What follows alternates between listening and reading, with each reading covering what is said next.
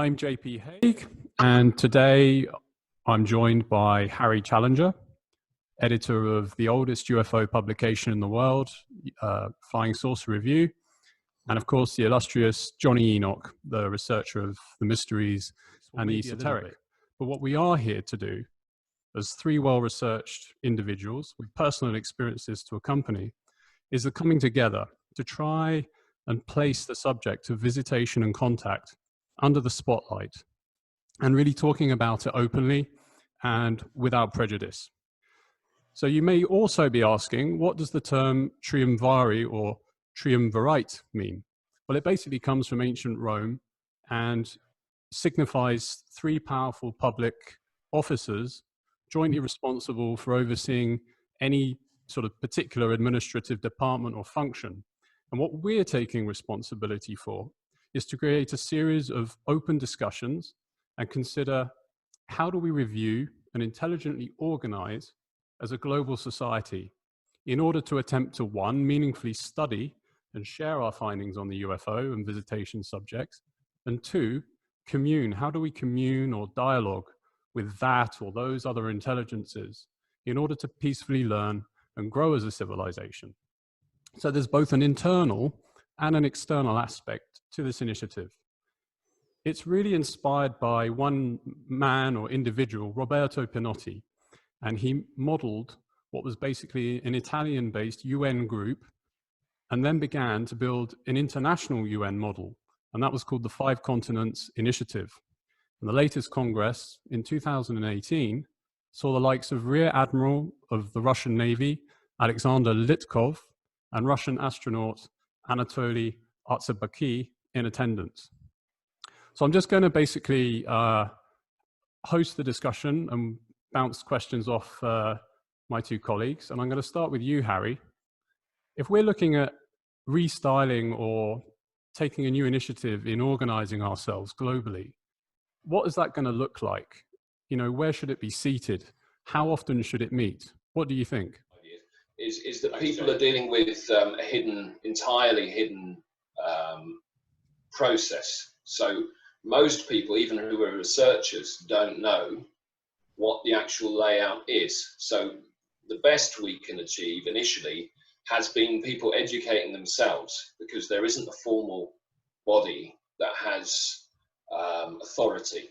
There's organizations around the world and there are enthusiasts, but there isn't an oversight sort of body. So when we look at the Five Continents movement, this was going to be the equivalent of the UN organization, which in fact was aimed initially at getting a UNESCO approval to apply to be a UN department.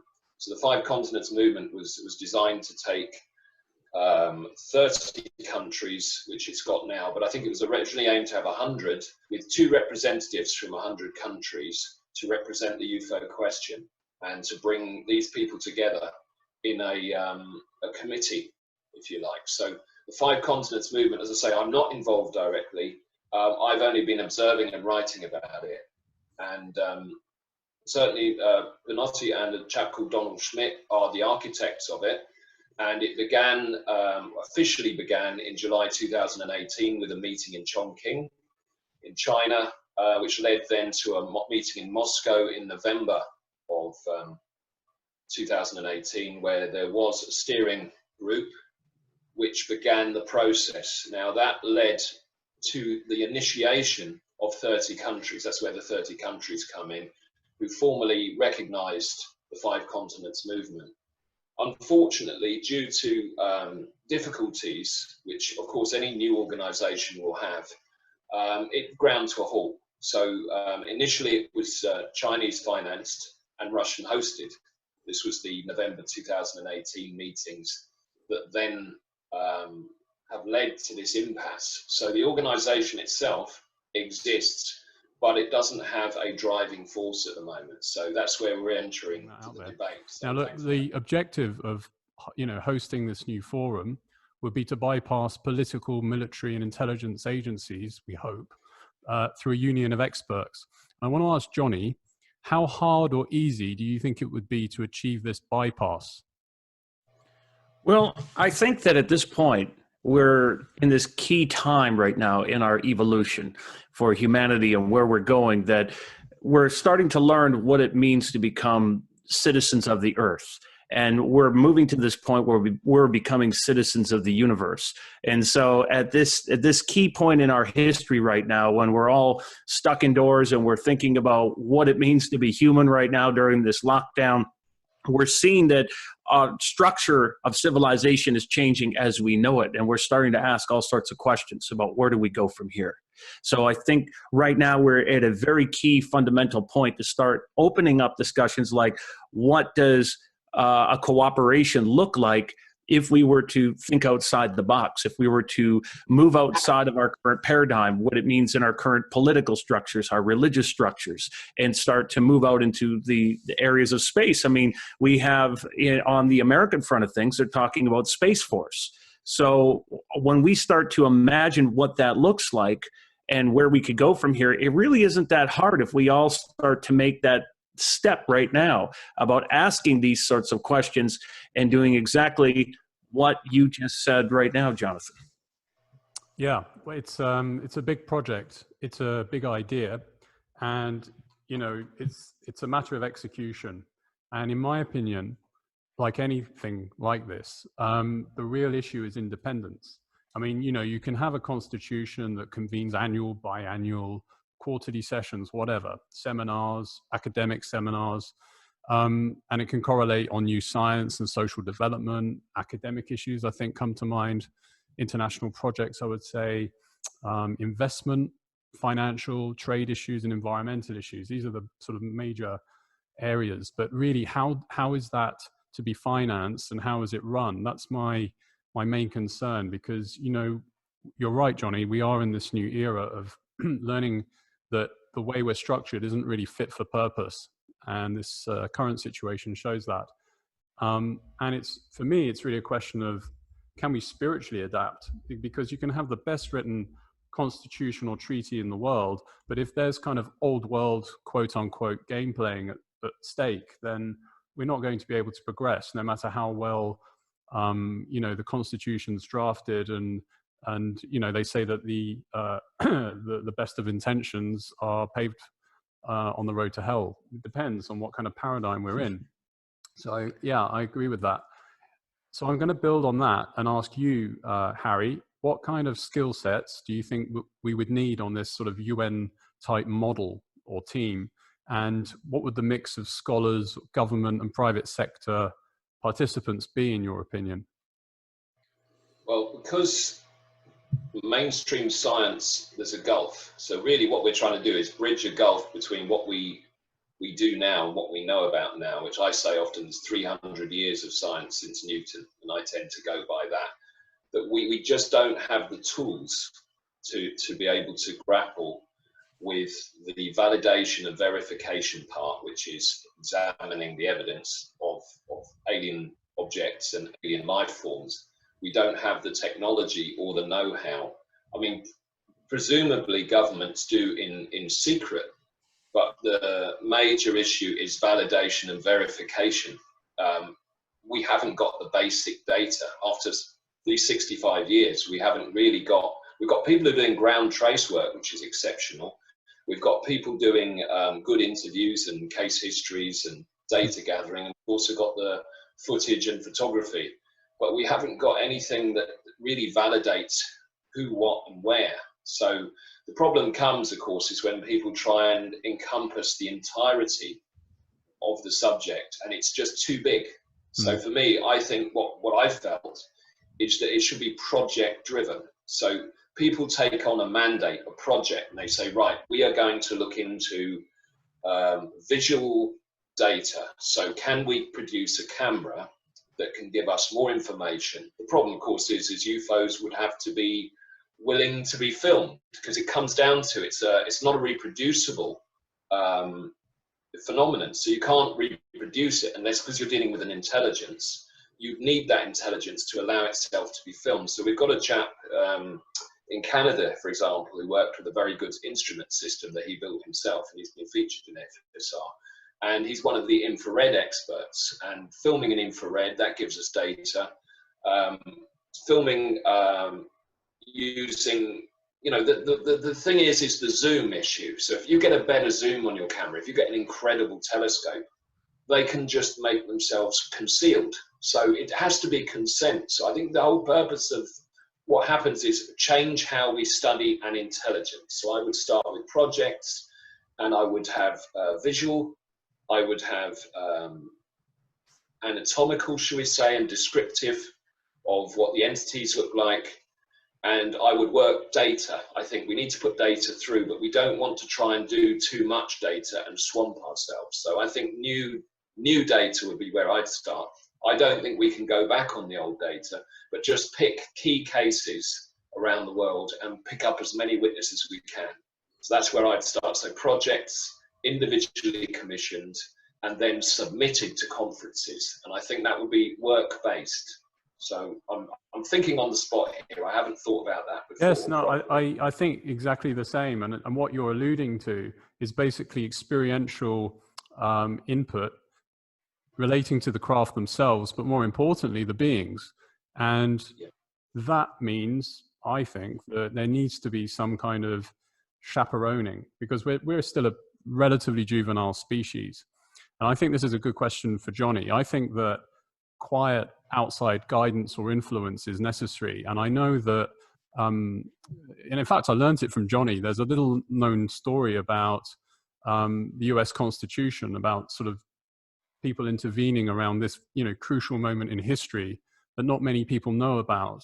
And at the time, there was a lot of nervousness and all the rest.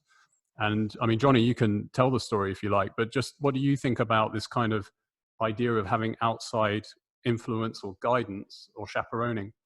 And how is it, you know, is it necessary? Well, thank you. And I'm glad you brought that up. It's almost telepathic that you brought that up just now, because I was just thinking about that. I was thinking if you're going to take on, and you often do that, you often pick these things up. You're very intuitive, my friend. But I was going to say, usually when these endeavors take place in our civilization, whenever we're about to make a great shift, there's always some kind of intervention that takes place. And when you're taking on something of this magnitude, something when we're bridging worlds, literally, we're bridging worlds between worlds, and we're taking that next big step. We need to think about stuff like what has surrounded our great movements, whether it is the laws of Justinian, whether it's the Magna Carta or the Constitution. Whenever we've come across these things, we have most certainly been guided, and they've come from great deals of experience and shifting.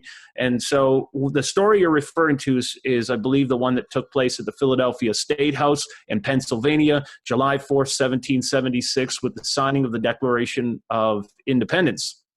And of course, what happened, they were all huddled into this little room, and everyone was afraid for their life. They were afraid of the country where you guys originated from, with the redcoats, with the British at the time. Hey, I'm Mauritian. I don't know what you're talking about. It was all the fish and chips. No, but only joking, of course. But they were absolutely afraid at the time because of what was going on, and they were about to sign this great document. And of course, we have the story that Hancock was in the room, and you have the stories of this is in the diaries of Thomas Jefferson, by the way, and they're all huddled in there, but no one wanted to sign this great document to move forward. But as the story goes, behind closed doors, there was a mysterious visitor that appeared. And he came from behind closed doors, and he said, "Do not be afraid for your lives." He said, "For God meant for America to be free. Now sign this document." And they signed the document, and this person had vanished. The whole time they had been led towards this initiative. And I believe we're at a crucial moment of our histories where we need to move towards the next level. There's a great shifting. And the next level is, we know we're not alone. We know we're being visited. We know that where we're headed, our destiny is in the stars. And I think that's why this initiative is so imperative at this time. Yeah, I think it's almost like we have to accept that human flaws and failure are written into the way we conduct ourselves, based on self-interest and, nationalism, actually, especially at this time.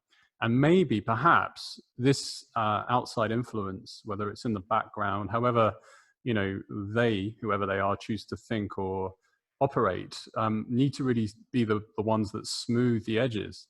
And because I keep thinking about what it boils down to is keeping these independent activities. Is this realistic within a purely sort of human societal realm? And, you know, is the answer one country, one vote, which may be difficult for larger states to swallow, especially or corporates, you know, backing their representatives. What do you think about that, Ed? Harry? So I see it as the fundamental, like, representing of human beings relies on us actually being able to work collaboratively, and it seems to be more of a challenge almost than talking to non-human intelligences is to talk to human intelligences. So I'd like to see a removal of personality, shall we say, from it, and bring it into the work and the ideas. And this is where the kind of Greek influence that I've been interested in, even though I'm not trained in classics, I believe that the Greek influence always made it impersonal, and what you achieved internally and what you achieved externally all came from work that was on developing ideas and thinking and challenging thinking. Maybe that's the idea, rather than, you know, the problem has become so much about identity when we really want to be dealing with the action of what we do ourselves. Our own personal action seems to be, for me, the validation, I come back to that word again,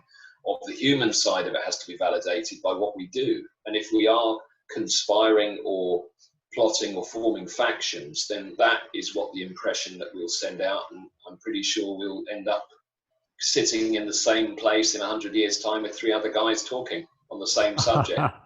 That's where I leave it. You know, I just think we need to get very much away from personality and really move towards realization, you know, human realization. That would be like one, and the rights, the recognition of rights. We've talked.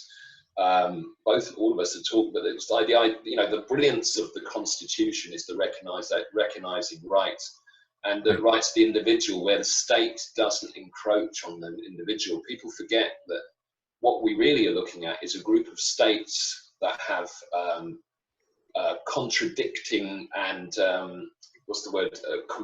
conflicting ideas, and the individual having autonomy is very much diminished in these situations. So I think if we can build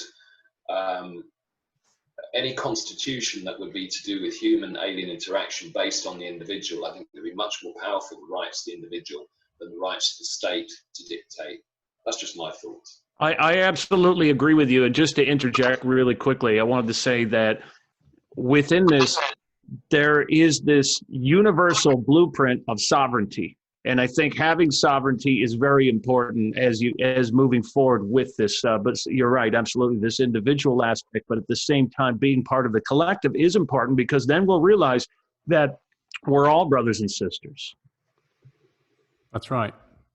And I mean, presumably this would focus on, you know, physical, perhaps human type beings that, you know, did feature in the Amicizia W56 cases.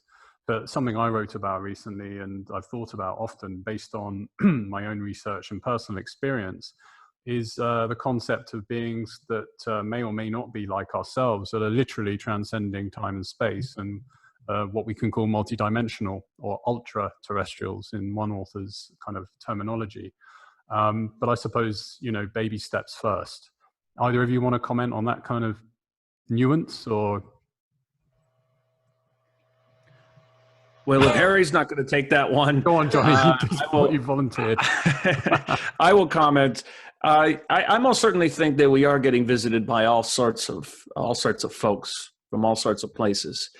And eventually we're going to realize our place, where we fit into this whole thing. But with that being said, you know, it's so interesting to contemplate these things, to postulate them from this point of view, because then we got to ask ourselves, what part do we play in all of this? Where do we fit in, and where do they fit into our greater picture?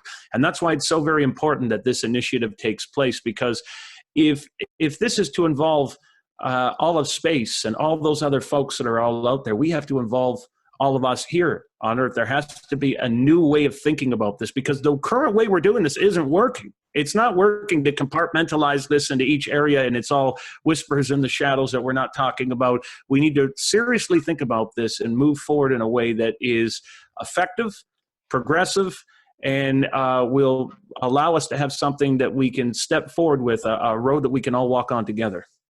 So I would add that it's actually like building a relationship with a being, and people tend to science it up a lot, and they forget that you actually have to build trust and emotional confidence in each other, just like we do as humans. And when we become engaged with the process of contacting other civilizations, it will be interpersonal joining between people who learn to trust each other. And I go back through history, and when any new civilization meets another, it's perilous. So we have to be realistic and say that this is the importance of law and importance of ethics, so that when we meet, we can actually conduct ourselves with some level of civilization. So I would say we're having a civilizational joining, and we need to be good representatives, and I used that term before, and possibly everybody is a diplomat in that situation. And it's a diplomatic thing that their impression will be on each individual, and unfortunately we don't manage that well between ourselves, so it's going to be a challenge. Yeah, but I think we can do it. No, you've hit the nail on the head. As you were speaking, I was thinking about how really, we need to sort of self-purify individually and communally in order to really elevate this to the standard or the game that's necessary in order to project with our counterparts from elsewhere. Because at the end of the day, with this telepathic kind of ability that many of them are demonstrating, they're going to be able to read us like we haven't, don't even have any poker cards. So it's really about where we're coming from and accepting that it has to be done with full transparency. So anyway, I think we've got places and things to do. It's a very strange time. Johnny's on the phone to his broker now to place shares in our budding organization, breaking all the rules. I feel bad, guys. I have to run and to another call with Sachin here, but I would love to continue it again. I think this is a great start, and we'll have to do this more. Yeah. All right, God bless, Godspeed, and see you soon. God bless, Godspeed, and and enjoy the quarantine. We'll do more of this. You did a great job, John and Harry, Edwin, whatever your name is. We don't even know who you are. Whatever your bloody name is. You're one of them. Right. I'm ending this now before we seriously compromise ourselves. Love you. You're going to have to cut the video.